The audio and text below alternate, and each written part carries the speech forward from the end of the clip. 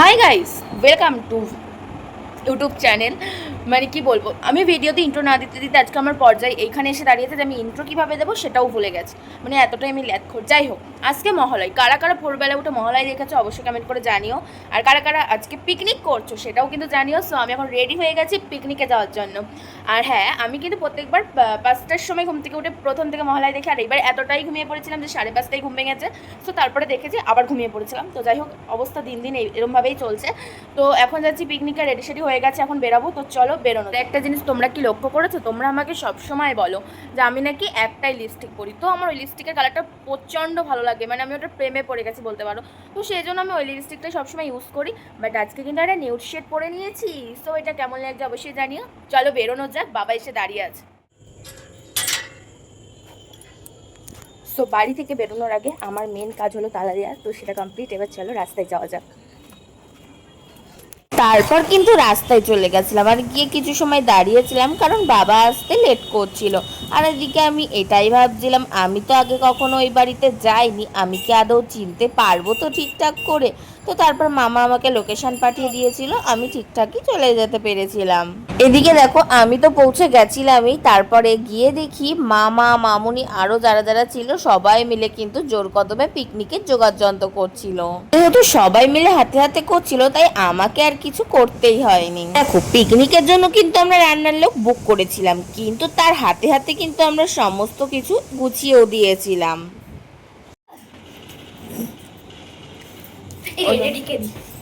জল খাবি? কেন, গেম খেলছো? ওকে ডাক দে। না। ওর নাম কি? ওর নাম কি? তোর নাম কি? ও গেম খেলতে এসেছে। ও আন্টি, ওখান থেকে হাই করো। Chicken pakora aunty. এ দেখো গাইস, এখানে আমাদের সব রান্না বান্নার কাটাকুটি চলছে। আন্টি রান্না করে সামনে দেখা লাইভে। ভয় পাবো। বড় একটা খানা রয়েছে। আর এই যে রান্না করতে হবে, রান্না খাবো। জানো তো, রান্নার জন্য যাকে ঠিক করা হয়েছিল সে আসতে এতটাই রাত করে ফেলছিল, তার জন্য আমরা নিজেরাই রান্না করে ফেলেছিলাম। মানে রান্না বলতে, যেই আন্টির বাড়ি পিকনিকের আয়োজন করা হয়েছিল ওই আন্টি কিন্তু আমাদেরকে চিকেন পকোড়া আর চা করে দিয়েছিল।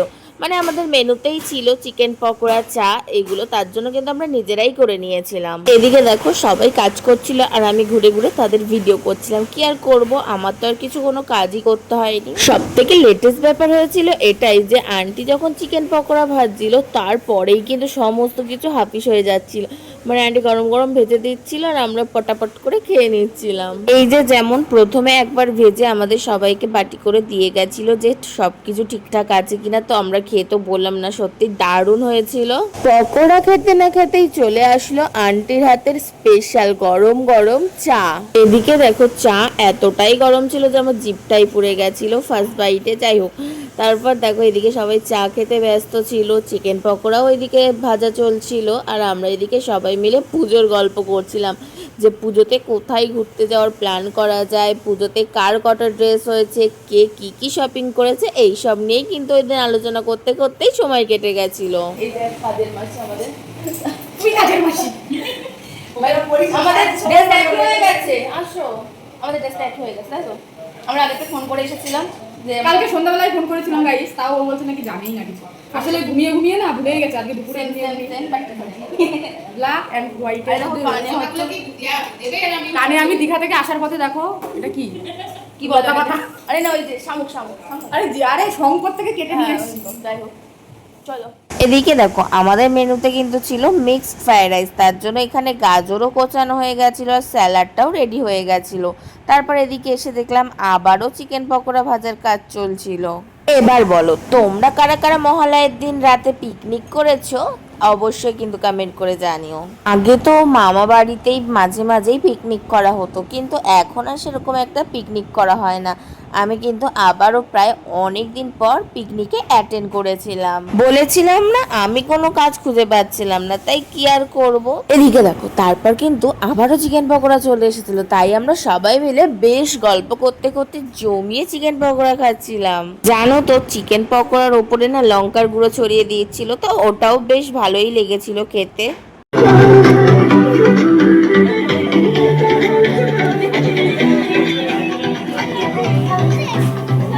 আমি তো আগেই বলেছিলাম রাঁধুনি আসতে লেট করেছিল, তার জন্য তো আমরা ঘরেই চিকেন পকোড়া চা খেয়ে নিয়েছিলাম, সেটা তো তোমাদেরকে দেখিয়েই ফেলেছি। তারপর চলে গেছিলাম পিকনিক স্পটে। না না, পিকনিক স্পট বলতে বাড়িরই 3 তলার ছাদে আমরা পিকনিক করেছিলাম।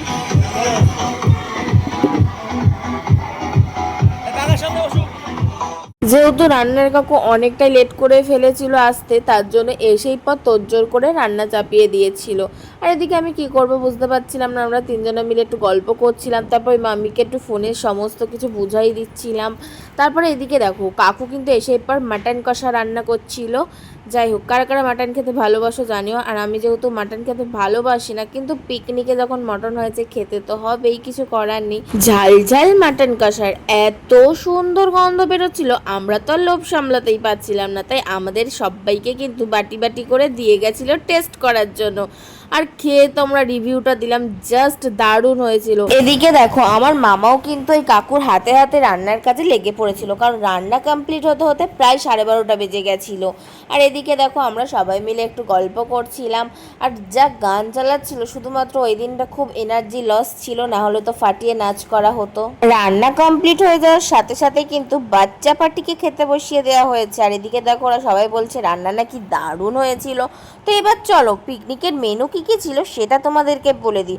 তো প্রথমেই দেখো আমাদেরকে কিন্তু দিয়ে দিয়েছিল কফি আর চিকেন পকোড়ার। মেন কোর্সে ছিল mixed fried rice, salad, mutton কষা, চাটনি, পাঁপড়, আর সব শেষে ছিল কোল্ড ড্রিঙ্কস। তোমরা তো জানো গান চললে আমি আর নিজেকে সামলাতে পারি না, কিন্তু ওই দিন একটুও নাচতে পারিনি, কারণ এতটাই শরীর খারাপ ছিল আর এনার্জি এতটাই লস ছিল যে ভালো ভালো গান চলা সত্ত্বেও আমার নাচার কোনো এনার্জি ছিল না।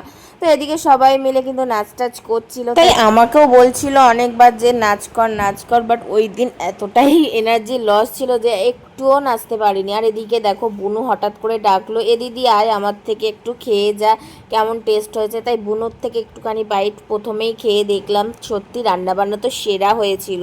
এবার হয়তো তোমরা যারা অনেকদিন থেকে ভিডিও দেখো তারা হয়তো জানো আমি মটন খেতাম না বা মটন খেতে ভালোবাসি না, কিন্তু পিকনিকে কি করা যাবে বলো, একজনের জন্য তো আর মেনু চেঞ্জ করা যায় না, তো তার জন্য কিন্তু অল্প করে খেয়ে নিয়েছিলাম। যেহেতু আমাদের পিকনিকটা ছিল রাতে, তার জন্য কিন্তু অনেক রাত করে রান্না বান্না হয়েছিল, আর আমরাও প্রায় 1টা-1:30 নাগাদ খেতে বসেছিলাম। আমি তো জানি এবার আমাকে এটাও শুনতে হবে যে তুমি পিকনিকও করেছো একা একা, তো কি করব বলো, আমরা তো যারা যারা টিম মেম্বার্সরা ঘুরতে যাই তারাই পিকনিকটা অ্যারেঞ্জ করেছিল। তো এসব কথা বাদ দাও, বাচ্চাদের খাওয়া দাওয়া কমপ্লিট হয়ে যাওয়ার পর আমরা খেতে বসে পড়েছিলাম।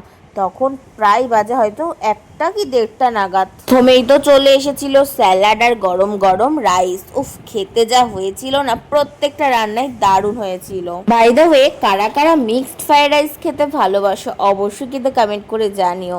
আর ওই দিন আমাদের কিন্তু মিক্সড ফ্রাইড রাইস আর মাটন কষা ছিল। চলো তাহলে খাওয়া দাওয়ার কিছু সিনেম্যাটিক শট তোমরা দেখে নাও।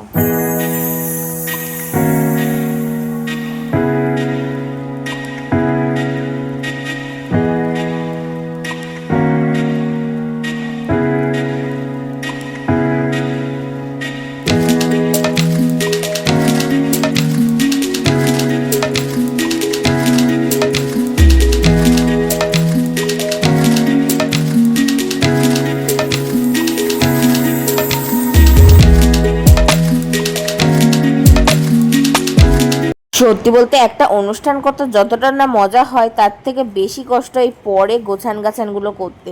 যাই হোক, সবার খাওয়া দাওয়া কমপ্লিট হয়ে যাওয়ার পর কিন্তু আবারও শুরু হয়ে গেল জোর কদমে কাজ গোছান গাছানোর। আর হ্যাঁ, আমাদের এই পিকনিকে সবকিছু মোটামুটি একদম পারফেক্ট ছিল, শুধু চাটনি আর রাইসটা বেশি হয়ে গেছিল। পিকনিক কেমন মজা হয়েছে? গান বাদে সবকিছু মজা হতো, মানে গান চালাচ্ছিল, বাট সেরকম একটা নাচ হয়নি। তো টাটা, গুড নাইট। এখন কটা বাজে গো? এখন বাজে 1:30। ঠিক আছে, আমাদের পিকনিক কমপ্লিট, এবার আমরা যে যার বাড়ি চলে যাবো। তো চলো টাটা। তো গাইস, এক এক করে আমরা সব নিচে নিয়ে যাচ্ছি, এদিকে রাখো, ঠিক আছে? তো চলো। এমন আসলো না, চলো এখন নিজে। আর দেখো ছুরি রয়েছে কিনা আমার কাছে, ছুরি রয়েছে, যাই হোক চলো। মহালয়ার রাতের পিকনিকটা বেশ ভালোই ছিল, সবাই মিলে তো ফাটিয়ে মজা করেছিলাম। আর হ্যাঁ, আমরা কিন্তু সবাই মিলে আবার খুব তাড়াতাড়ি ঘুরতে যাচ্ছি, সমস্ত ভিডিও তোমাদের সাথে শেয়ার করব। তোমরা কিন্তু অবশ্যই চ্যানেলটা সাবস্ক্রাইব করে রেখো। আর আজকের ভিডিওটা তোমাদের কেমন লাগলো জানিও। আজকের মতো টাটা, দেখা হচ্ছে নেক্সট ভিডিওতে, বাই বাই। আর হ্যাঁ, সাবস্ক্রাইব করতে কিন্তু একদমই ভুলবে না, তাহলে কিন্তু আমি দেখে নেবো তোমাদেরকে। তাড়াতাড়ি সাবস্ক্রাইব করো। টাটা টাটা, আজকের মতো টাটা।